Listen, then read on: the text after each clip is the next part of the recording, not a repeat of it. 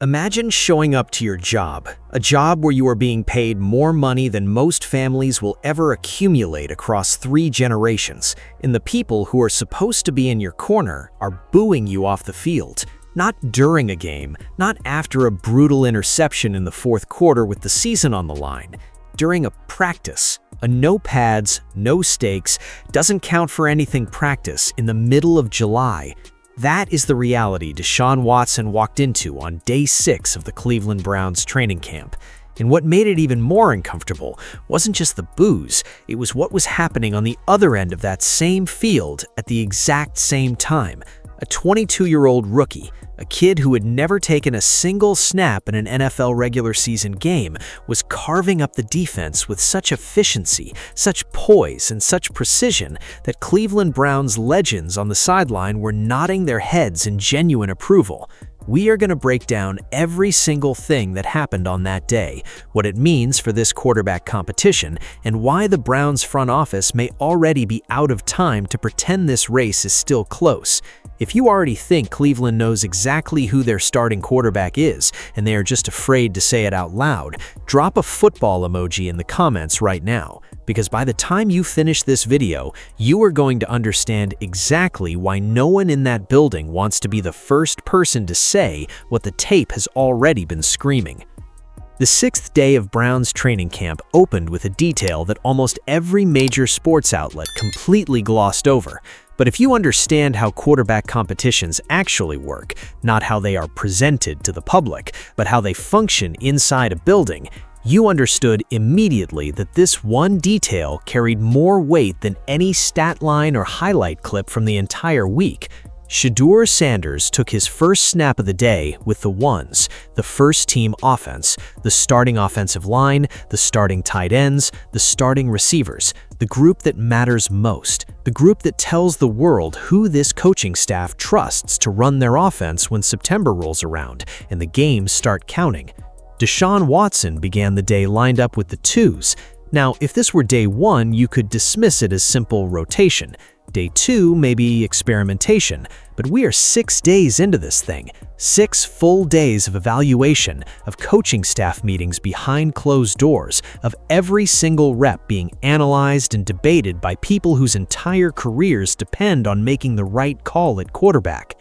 And on day 6, the rookie from Colorado is the one getting first-team reps, not the $230 million man? Here's why that matters more than anything else that happened that morning. Earlier in camp, offensive coordinator Todd Monken, the man who designs and calls every play this offense runs, made a statement that a lot of people heard, but very few actually absorbed. He said plainly and clearly that first-team reps are a signal worth paying attention to.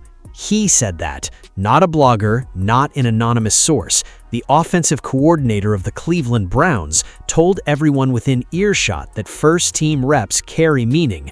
So when Shedeur Sanders walks into that huddle on day 6 and lines up behind the first-team offense, you are not watching a scheduling coincidence. You are watching a coaching staff communicate through their actions rather than their words, something they may not yet be ready to say into a microphone. And that gap between what a coaching staff does and what they are willing to publicly announce is exactly where the real story always lives. There is a conversation happening in every NFL facility right now that never makes it onto the injury report or into the press conference transcript, and it is the most important conversation in the building. It happens in the weight room, it happens in the hallway between the film room and the practice field, it happens in the silent glances exchanged between veterans who have been around long enough to know exactly what it means when the depth chart starts to quietly rearrange itself. Every player on that Browns roster watched who lined up with whom on day 6. The offensive linemen noticed it. The wide receivers noticed it. The running backs noticed it. And nobody needed to say a single word for a message to travel through that entire locker room in about 30 seconds. When a starting left tackle looks over his shoulder during a play call and sees Shedeur Sanders, not Deshaun Watson, calling the cadence, something shifts. The expectation changes. The mental picture of who this team's quarterback is starts to blur, and then slowly, over the course of enough practices, it starts to resolve into a different image than the one the front office paid $230 million for. That shift in perception is not a small thing. It is actually one of the most consequential things that can happen during a training camp, because it is almost impossible to reverse once it takes hold. When the receivers start running sharper routes for one quarterback than the other, not because anyone told them to, but because they genuinely believe the ball is going to be where it needs to be, that is the moment a depth chart becomes a formality. And on the other side of that equation, something equally significant is happening to Watson. Every day that he is not the one taking first-team reps, a little more of the implicit authority that comes with being the presumed starter gets quietly withdrawn. The unspoken status that every quarterback relies on, the understanding among teammates that this is the guy, that we go to war with this person, is not guaranteed by a contract. It is earned on the practice field. Every single day, one rep at a time.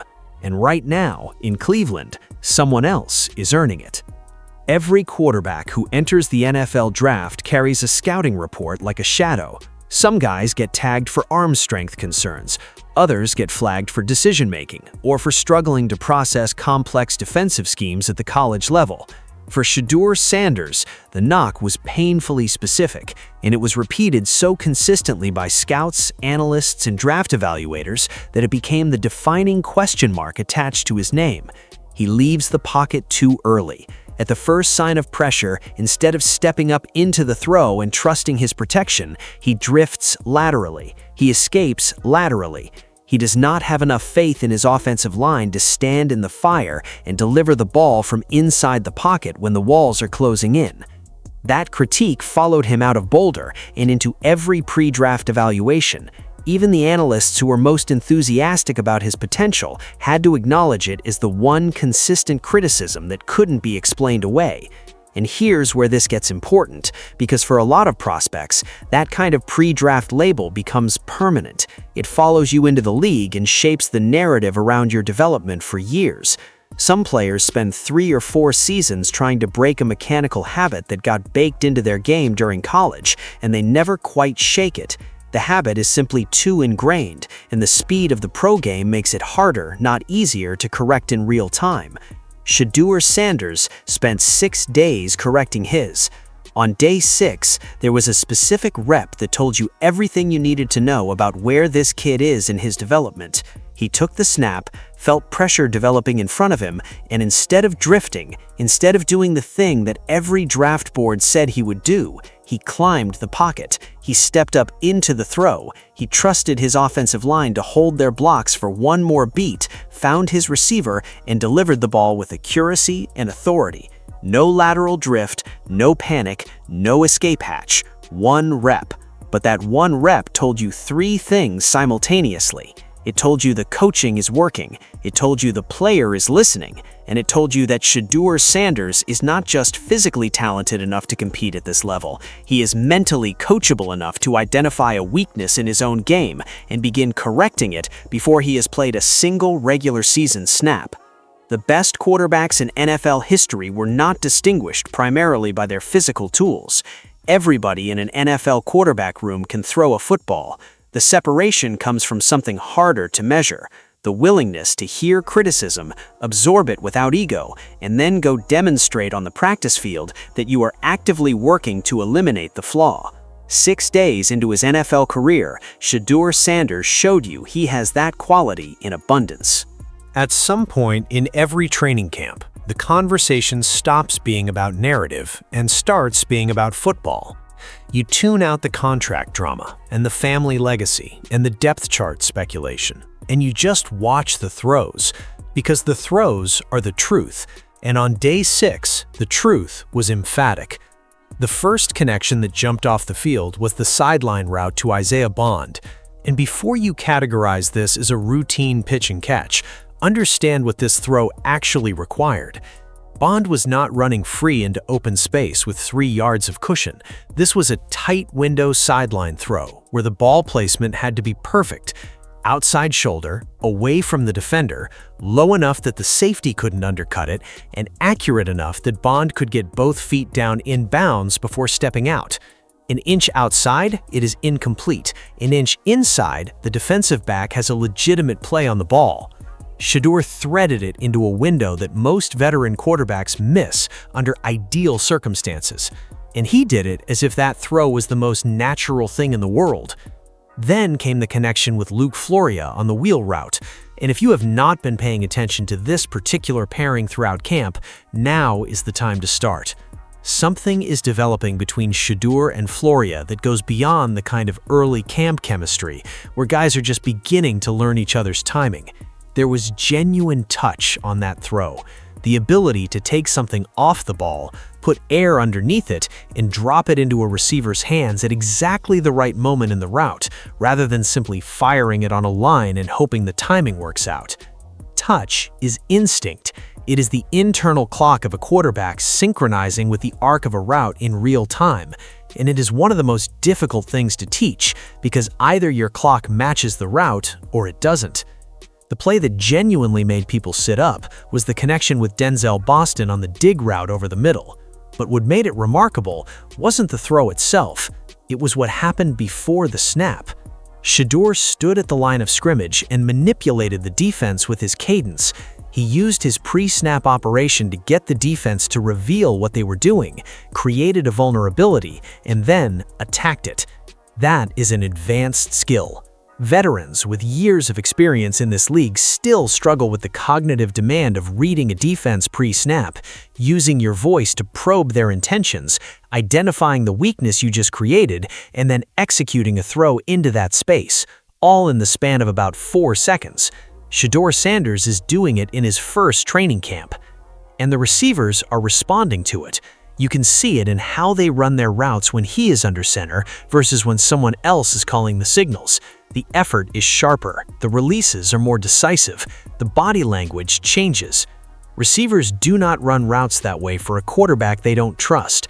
That level of belief is earned through exactly what Shedeur has been doing since day one, showing up, being precise, and making the people around him believe the ball is going to be where they need it to be. After just 6 days, that kind of trust, once it forms between a quarterback and his receiving core, becomes one of the most difficult things to undo. When the individual reps are done and the situational work begins, that is when you find out who a quarterback actually is. Everything that happened in the previous hours of practice, the clean completions, the sharp timing routes, the impressive pre-snap manipulations, all of it gets pressure tested in the 2-minute drill. The clock is running, the margin for error disappears. Every throw either moves the chains or it doesn't, and every decision you make in those moments is a direct reflection of how prepared, how poised, and how mentally ready you are to function as a franchise quarterback when the stakes are real. On day 6 of Browns training camp, Shedeur Sanders stepped into that drill and looked like a man who had been doing this for a decade. With the clock winding down and a clear objective in front of him, he took command of the offense with a composure that was almost unsettling for a rookie in his first camp. He mixed completions with intelligent clock management, knowing when to push the ball downfield, when to throw it away and protect the down, when to use his legs to gain yards and get out of bounds to stop the clock. He kept a timeout in his pocket rather than burning it impulsively, used it at exactly the right moment late in the drive, and worked the offense methodically into field goal range near the 16-yard line. Take a second to sit with what that actually represents. A rookie quarterback in his first NFL training camp executed a 2-minute drill with enough clarity and clock control to reach scoring position with a timeout still available. That is not something you stumble into. That is the product of elite preparation meeting real execution under pressure. Andre Smith came out and handled the 35-yard field goal attempt after Shedeur had done everything right to set it up. Mission completed, and the reaction on that sideline told you everything about how the people inside that building processed what they had just witnessed. Deuce Staley walked straight over to Shedeur to acknowledge how he handled the entire possession. Bernie Kosar, a man who quarterbacked the Cleveland Browns through some of the most electric offensive football this franchise has ever produced, a man who has seen quarterbacks at every level and understands what separates the ones who last from the ones who don't, was reportedly impressed by the entire sequence. When a man with that kind of background and that kind of trained eye looks at a 22-year-old rookie and likes what he sees, that carries a weight that no stat line can fully capture. Then came Watson's turn. Same drill, same goal, same defensive look. The coaching staff structured it this way intentionally, an apples-to-apples evaluation under identical conditions so that no one could later claim the comparison was unfair. Both quarterbacks got the same opportunity in the same pressure environment.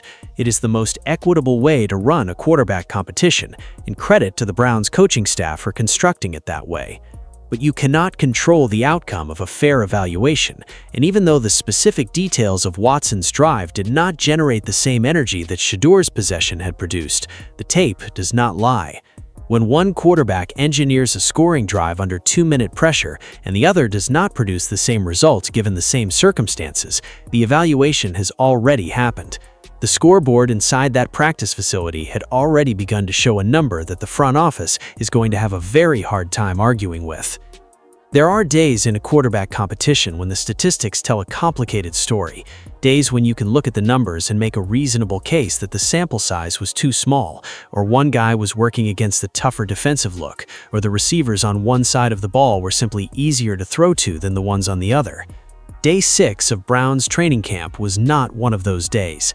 The numbers from this practice were so lopsided, so dramatically different between the two main contenders for this starting position that making a case for a close race would require a level of creative interpretation that borders on delusion. Shedeur Sanders finished the day 21 of 25, 21 completions on 25 attempts, 4 missed throws across an entire practice that included individual periods, team periods, situational work, and a 2-minute drill under genuine pressure. Let that number exist without any inflation for a moment. If a 10-year veteran, a proven starter with multiple playoff appearances on his resume, finished a training camp practice 21 of 25, you would call it a sharp day. You would say he looked dialed in. You would note it as a solid performance and move on. But when a rookie quarterback, a player who has never taken a regular season snap in this league, who is still learning an entirely new offense, still building chemistry with receivers he met a matter of weeks ago, still correcting pre-draft mechanical flaws in real time, goes 21 of 25 in his first NFL training camp, that is not a sharp day. That is a statement. Deshaun Watson finished 5 of 11. Less than half of his attempts found their target. And before anyone reaches for the contextual excuses, the pressure he was under, the offensive line's performance, the quality of receivers he was working with, understand that Shedeur Sanders faced the same defensive front, the same pressure, the same early period struggles where the defense was winning the battle at the line of scrimmage. Every quarterback in that practice had to deal with a defensive unit that came out on fire in the opening period and dominated the early reps. Shedeur had drops that would have been sacks in live action. He dealt with the same chaos. The difference is what happened after. When the defense punched Shedeur in the mouth early, he reset, made adjustments, and came back with the most productive stretch of quarterbacking in the entire practice. When the defense got after Watson, his practice never recovered. And this is not a one-day anomaly for Watson. Multiple Browns beat reporters covering this camp have noted a consistent pattern. His 7-on-7 work has been subpar throughout this portion of camp. Day 6 was not a bad day interrupting a string of encouraging performances. It was a continuation of a concerning trend that has been building since the competition began. The numbers do not have agendas. They do not care about contracts or draft capital or organizational investment or how much cap space is tied up in a player's guaranteed money. They simply reflect what happened on the field. And what happened on the field on day 6 of Browns training camp was a rookie quarterback outperforming a $230 million veteran so decisively that the people responsible for making this decision cannot look at the tape and pretend otherwise. Every failing sports relationship has a turning point. In the aftermath, people tend to describe it as something that happened gradually, a slow erosion of faith that built over time until there was nothing left. But that is almost never how it actually unfolds. The real moment is always sudden. One afternoon, one set of plays, one stretch of performance so impossible to defend that the patience that had been quietly draining for months finally empties out all at once. And what fills that vacuum is something no athlete in professional sports ever wants to hear directed at them from their own home crowd. Deshaun Watson heard it on day 6 of Browns training camp. According to multiple reporters present at practice, fans in attendance began jeering Watson during his reps. Not during a game, not after a devastating turnover in a meaningful moment. During practice, non-contact, no pads, doesn't affect the standings practice during 7-on-7 work in the middle of summer. The people who purchased tickets to attend training camp, who drove out to the facility in the heat because they genuinely care about this team and want to see where this roster is heading, they decided that what they were watching from their franchise quarterback deserved boos. And before anyone dismisses fan noise as irrelevant to a competition being evaluated by coaches and front office personnel, understand something: it is never just noise. Fan sentiment is a force inside a football building, whether the people running the organization want to acknowledge it or not. It filters into the media coverage, which shapes the public narrative, which creates pressure that front offices cannot ignore, regardless of how insulated they believe themselves to be from outside opinion. Deshaun Watson has played football at the highest level for years. He has been in hostile road environments where tens of thousands of opposing fans wanted him to fail at every turn. That kind of hostility is built into the profession. You learn to block it out because those people are supposed to be against you. They're wearing the other team's colors, and their animosity is part of the game. But when the animosity comes from your own supporters, from the people in your own team's gear who drove out specifically to cheer for the franchise you represent, it lands in a completely different place. It communicates something that no coach's encouraging words and no teammate's vote of confidence can counteract. It tells you that the people who were supposed to have your back have already made their decision. That cuts in a way that no road crowd ever could. And now the Browns front office owns a crisis that goes well beyond the quarterback depth chart. If they name Watson the starter in the face of everything that has happened during this camp, the statistical gap, the 2-minute drill disparity, the growing chemistry between Shedeur and the receiving corps, and now the physical expression of fan rejection during a practice, the backlash will not be limited to frustrated callers on a local sports radio show. It will be a full organizational disaster, the kind that defines how a front office is remembered.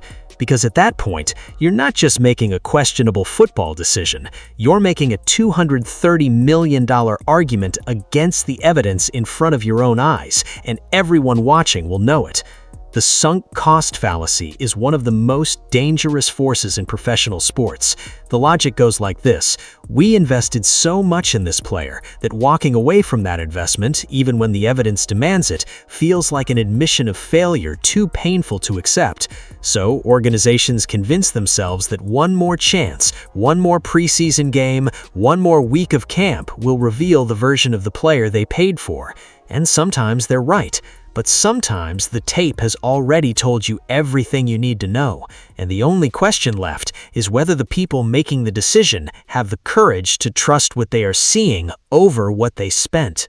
In the middle of the loudest quarterback controversy in the NFL right now, with reporters firing pointed questions, fans openly picking sides, and analysts dissecting every throw on national television, Shedeur Sanders sat down with NFL Live and gave an answer that every young athlete in professional sports should save and study. They wanted the headline. They asked about the quarterback competition in a way that was clearly designed to get him to say something about Watson, to acknowledge the rivalry, to give them a quote that would fuel a news cycle. What they got instead was the most mature, composed, and genuinely intelligent response a 22-year-old in his position could have possibly delivered. He told them he sees it as him against himself. When he steps onto that practice field every day, the only competition that matters is the one happening inside his own head. Can he be better today than he was yesterday? Can he eliminate one more error? Can he earn one more degree of trust from a coach, a receiver, a teammate? Watson's performance on the field beside him is not the standard he is measuring himself against. Gabriel's reps are not his reference point. His only opponent is the version of himself that showed up the day before, and his only goal is to make sure today's version is sharper. He then went one step further and said something that demonstrated a level of emotional intelligence that is genuinely rare in people twice his age. He acknowledged that Watson approaches each day the same way, that Gabriel does the same, that every quarterback in that room is competing against themselves rather than against each other. The defense is the obstacle course they are all navigating. The outside world presents it as a war for the starting position, a struggle for dominance, a zero-sum battle where one man's success is another man's failure. Shedeur reframes it as concurrent personal growth happening in parallel. That mental framework does not just protect you from the noise, it actively makes you better at the thing you are trying to do.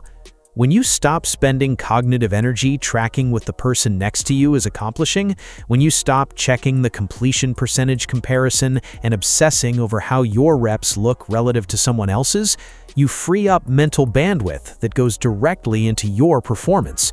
Routes appear faster, defensive alignments become cleaner, decision-making sharpens because you are operating without the static of competitive anxiety clouding your processing. Every quarterback who has ever carried a franchise at the highest level of this sport operated from some version of this mindset. Their preparation consumed them. Their film study and mechanical refinement were obsessive. They were supremely confident in their own abilities without needing to diminish the person behind them in the depth chart. The work itself was their source of confidence because they knew they had been more deliberate, more thorough, and more relentless in their preparation than anyone in the building. Shedeur Sanders, at 22 years old, in the middle of a media firestorm with $230 million worth of organizational investment riding on the outcome of a quarterback competition, is standing at the center of a hurricane with his eyes completely clear. Not because the stakes don't register, not because he doesn't understand what is at stake for the franchise, for Watson, for the front office, for everyone involved, but because he has trained his mind to operate exclusively on the things within his control: his preparation, his technique, his coachability, his ability to execute in the moment when the moment demands it. That is not just quarterback maturity, that is the mental foundation of a leader. A franchise built on that kind of psychological bedrock does not crack when things get hard. It doesn't spiral when the early period goes badly and the defense is winning the battle at the line of scrimmage. It resets, it adjusts, and then it comes back and performs so well in the second half of the practice that you forget the difficult start ever happened. Which, if you've been following this camp from the beginning, you already know is exactly what Shedeur Sanders does every single time. After 6 days, the evidence is no longer building toward a conclusion. It has already arrived. Shedeur Sanders is correcting pre-draft mechanical flaws in real time. He is developing genuine chemistry with the receiving core he has known for weeks. He is executing at an elite level under 2-minute pressure in his first NFL training camp. He is handling the most scrutinized quarterback competition in the league with a poise and composure that make veterans across the sport take notice. And he is doing all of this while outperforming a $230 million franchise quarterback so decisively that the fans in attendance felt compelled to express their frustration audibly at a summer practice. The next chapters in this story are already scheduled. The joint practice against Buffalo on August 20th will be the first time Shedeur faces a truly different defensive scheme, a coaching staff with no loyalty to any particular outcome, and the kind of competitive intensity that training camp sessions, no matter how well structured, simply cannot replicate. The preseason game on August 22nd will put everything under the brightest light it has seen yet. real game speed, real stakes, real consequences for every decision. If Shedeur performs against the Bills the way he has performed through the first 6 days of this camp, the Browns will have run out of reasons to continue calling this a competition. But here's the question worth sitting with tonight, regardless of what the depth chart says when the season opens. What actually makes a franchise quarterback? Is it the guaranteed money on the contract? Is it the draft capital spent to acquire the player? Is it the name printed on the back of the jerseys already sitting in the merchandise store? Or is it something simpler, something that cannot be purchased or guaranteed?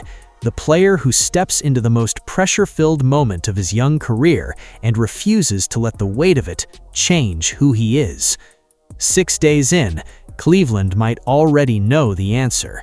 The question is whether they have the courage to say it out loud.